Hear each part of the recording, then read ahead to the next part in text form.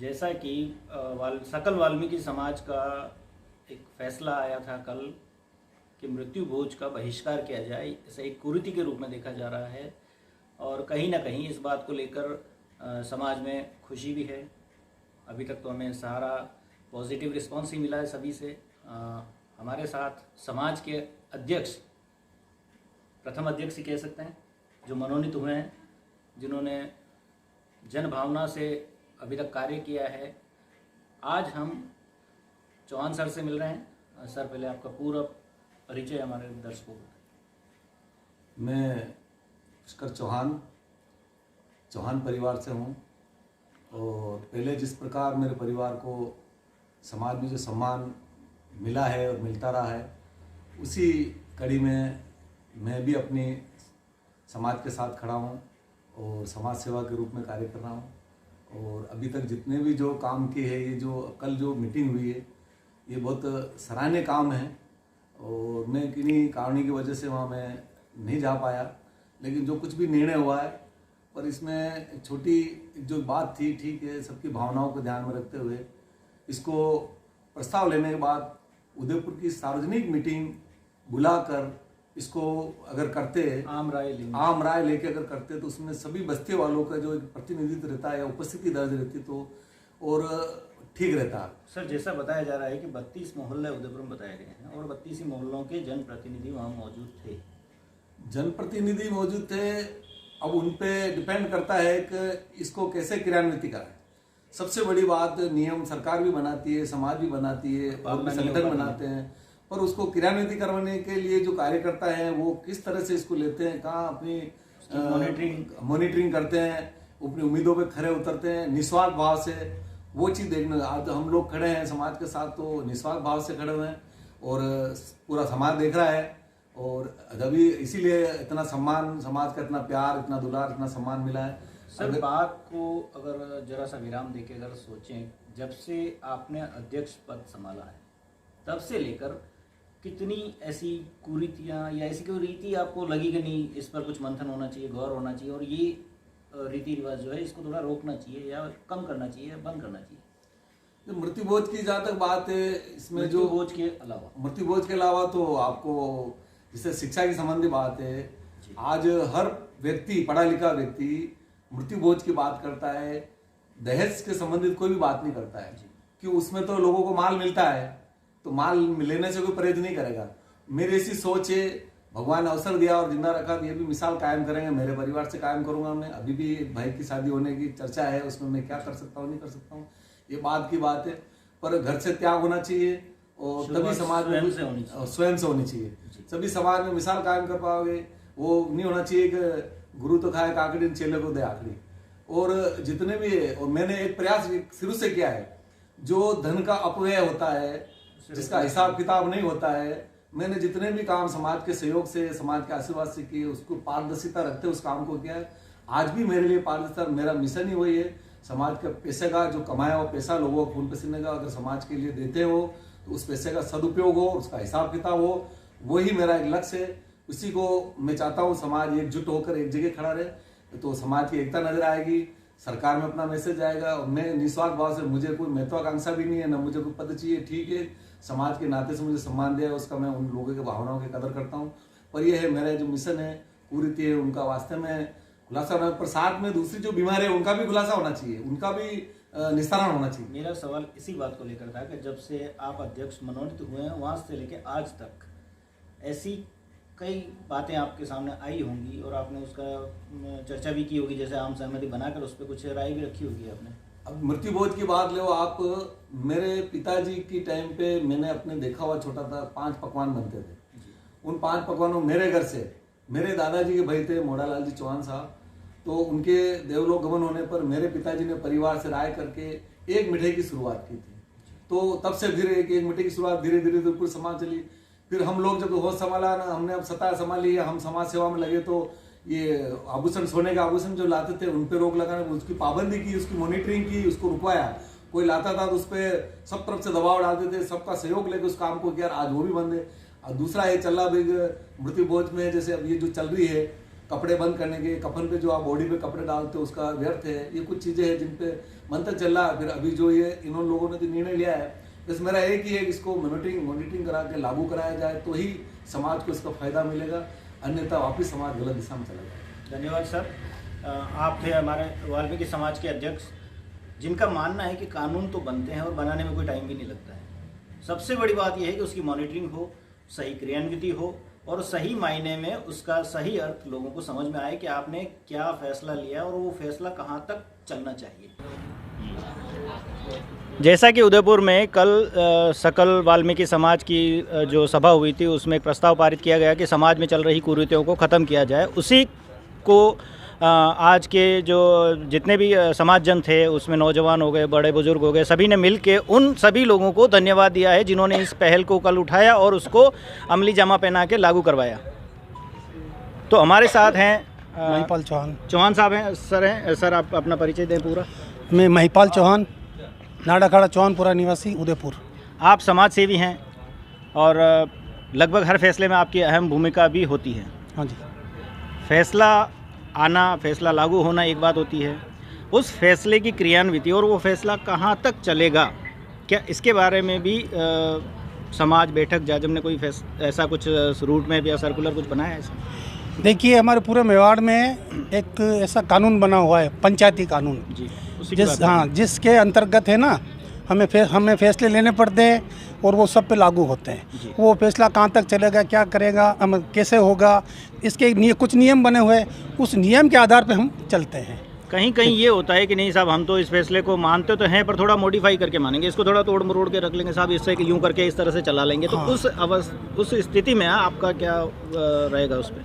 इस पे ये होता है ना, जहाँ जैसे पुलिस प्रशासन करती है शांति कायम कर लिए, कभी 19-20 ऊपर नीचे करती है कोई भी काम। तो आपका स्पष्ट संदेश है कि जो फैसला कल सुनाया गया था सकल वाल्मीकि पंचायत में, उस फैसले को सभी के लिए सर्वमान्य है और मानने के लिए आपके हित में ही फैसला किया गया है। इसको किसी तरह से तोड़ मरोड़ के या इसमें किसी तरह का कोई वाद विवाद ना करें और करते हुए आप माने।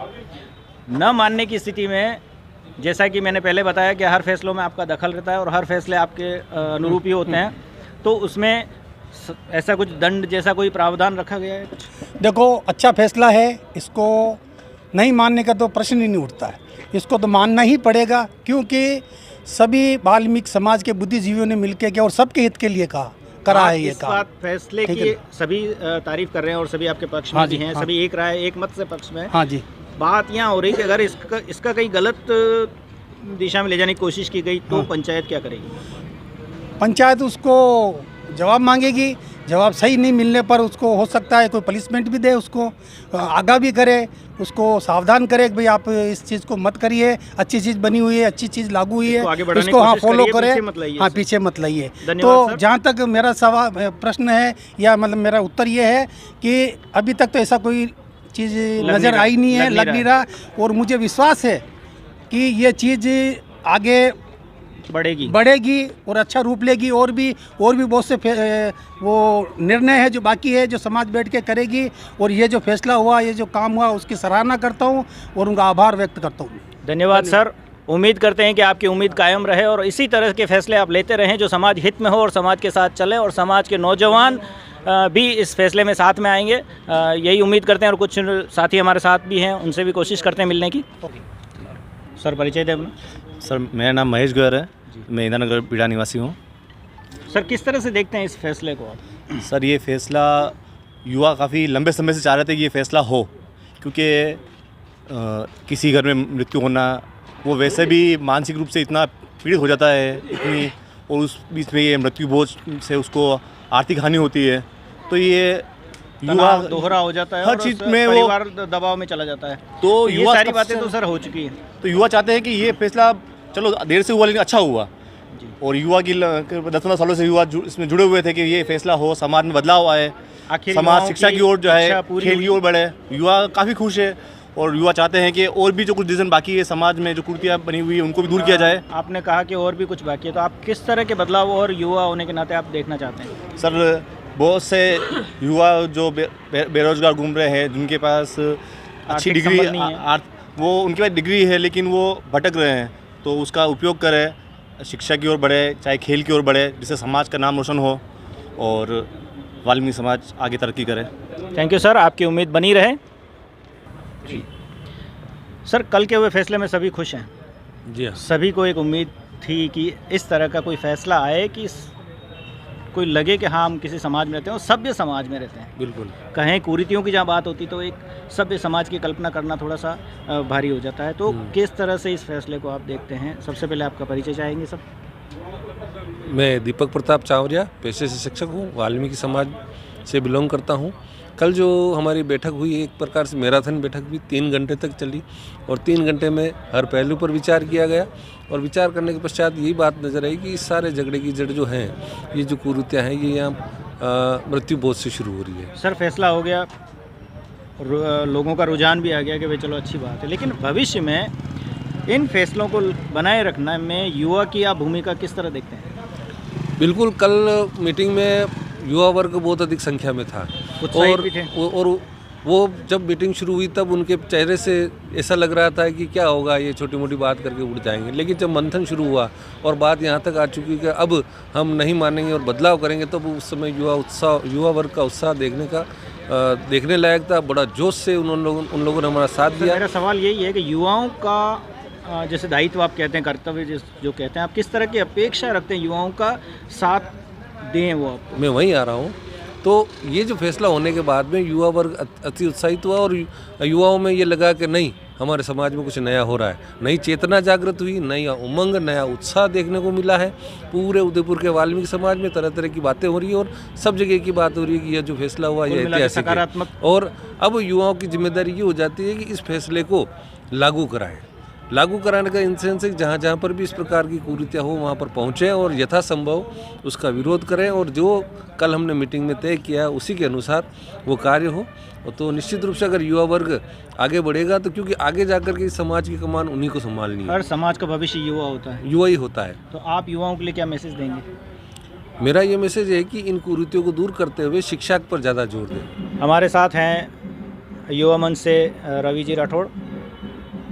सर, जानना चाहेंगे कि जैसे आप अपना खुद का एक संगठन चल रहा है समाज का, युवाओं को लेकर जो आज तक आपने काम किए हैं, चाहे समाज सेवा का हो, कोविड का हो या किसी भी तरह का कोई काम किया हो, तो युवाओं के दम पे जो काम होता है वो सक्सेस होता है, सभी जानते हैं। कल का जो फैसला आया है, सबसे ज़्यादा उत्साहित युवा हैं उसमें, क्योंकि युवाओं से ही समाज का भविष्य होता है। तो युवाओं की जिम्मेदारी आप किस तरह से देखते हैं? जैसा कि आपने बोला कि युवाओं के दम के साथ साथ सर बड़े बुजुर्गों का आशीर्वाद भी बहुत ज़रूरी है और समाज के आशीर्वाद से ही अभी तक युवा मंच ने जो भी काम किए हैं, वो जिसमें बुजुर्गगण ले लीजिए, महिलाएं ले लीजिए, युवा साथी ले लीजिए, तो सभी का सहयोग रहा बराबर।